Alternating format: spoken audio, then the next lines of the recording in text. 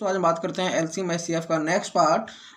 आज इसमें कुछ ऐसे क्वेश्चंस लेने वाले हैं जिनमें मोस्टली स्टूडेंट को क्या होता है, कंफ्यूजन होता है। ठीक है, यानी वह छोटी से छोटी संख्या ज्ञात कीजिए जिसे 12, 15, 20 तथा 54 से भाग देने पर प्रत्येक दशा में 4 शेष बचे। यानी सबसे पहले मैंने आपको बताया था कि कहीं पे भी आपको छोटी से छोटी संख्या की बात की जाए तो वहाँ पे हमारा क्या होता है, एलसीएम होता है। ठीक है, ये मैंने आपको पहले बता दिया है कि अगर कहीं पे भी दिखता है आपको छोटी से छोटी संख्या तो आपको करना क्या है, एलसीएम निकालना है। तो आपके पास एक तो एलसीएम का पुराना वाला मेथड है जो आपने बचपन में सीखा था।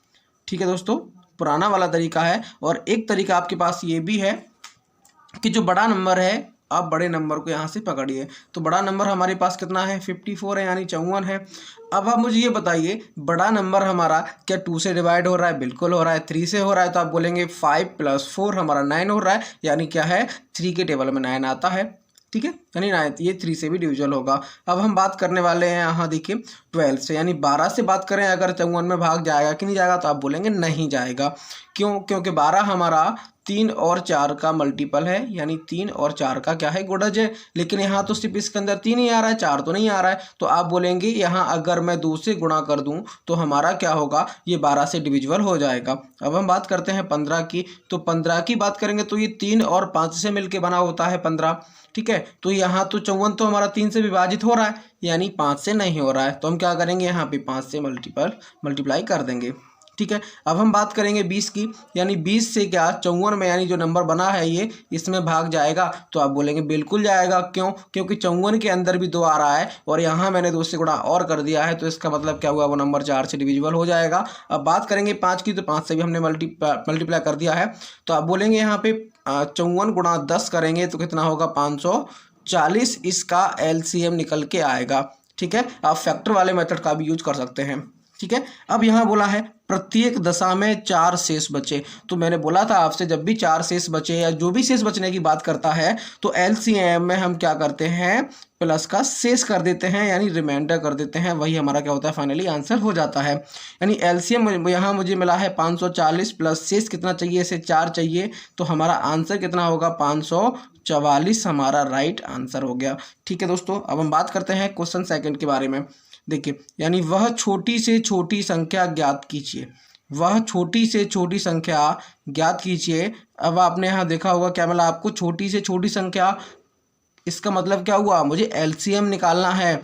तो इसका एलसीएम की हम बात करेंगे किसका, यानी 12, 15, 16 से पूरी तरह विभाजित हो जाए।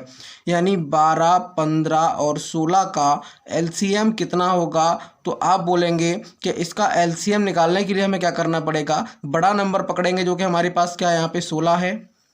ठीक है, अब यहाँ देखिए 12 है और यहाँ 16 है, तो उस 12 का भाग देंगे 16 में जाएगा, तो आप बोलेंगे नहीं जाएगा। क्यों?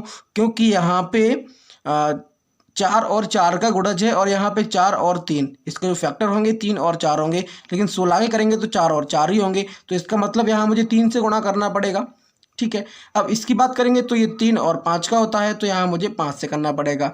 ठीक है, ये 16 गुणा हमारा 15 हो गया, जो कि कितना होगा, 240 हो गया। यानी हमारा एलसीएम यहाँ से मुझे कितना मिला, 240 इसका एलसीएम हो गया। अब आगे क्या बोला है, 7 जोड़ने पर। ठीक है, तो जब भी दोस्तों आपसे जोड़ने की बात करेगा कि जोड़ने पर संख्या पूरी तरह विभाजित हो जाए, तो उस कंडीशन में आपको माइनस करना पड़ेगा, यानी घटाना पड़ेगा। जब भी जोड़ने की बात करता है तो आप घटा दीजिए, और घटाने की बात करता है तो वहां पे आप जोड़ दीजिए।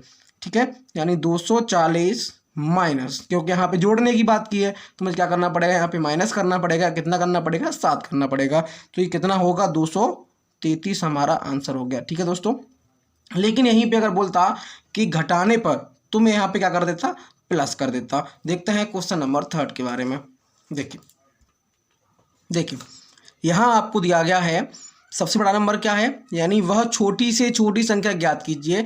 तो यहाँ पे आपको पता चला मुझे क्या निकालना है, एलसीएम निकालना है।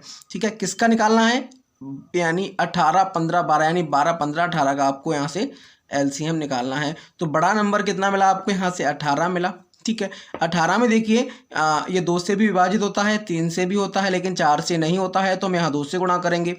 18 3 से होता है, लेकिन ये हमारा क्या है, 15 है। 15 हमारा 3 और 5 से होता है, ठीक है। तो यहाँ 18 के अंदर 3 तो आ रहा है लेकिन 5 नहीं आ रहा है ना, तो हमें क्या करेंगे 5 से गुणा करेंगे, यानी 18 गुणा 10 हमारा कितना हुआ 180 LCM हो गया। अगर दोस्तों आपको मेथड समझ में नहीं आ रहा है तो आप इसका जो बचपन में आपने सीखा था इस तरीके से आप उसका यूज कर सकते हैं, ठीक है। अब यहाँ क्या बोला है उसने 9 जोड़ने पर, तो जोड़ने का मतलब यहाँ पे दोस्तों क्या हुआ कि मुझे घटाना पड़ेगा, तो जोड़ने की बात की तो मुझे घटाना पड़ेगा, यानी 180 माइनस क्यों कर रहे हैं यहाँ पे, क्योंकि यहाँ इसने जोड़ने की बात की है, घटाने की बात करता तो हम क्या कर देते जोड़ देते प्लस कर देते, यानी -9। तो हमारा आंसर क्या हुआ यहाँ पे 171 हमारा राइट आंसर हो गया। अब हम बात करते हैं नेक्स्ट क्वेश्चन के बारे में।